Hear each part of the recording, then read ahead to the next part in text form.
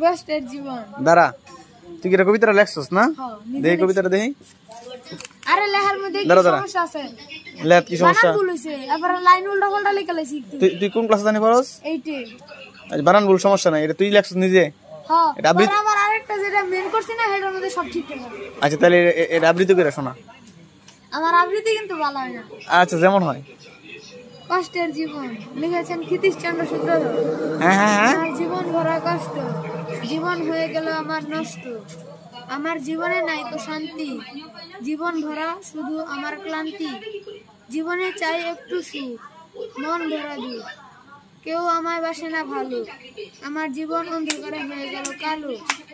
এই জীবনে যে কত কষ্ট কেউ বুঝে না, সবার মন নষ্ট। পাখির মতো পারতাম উড়তে যদি থাকতো পাখা, কবে মিলবে মোর সুখের দিনের দেখা। চেষ্টাটা হয়ে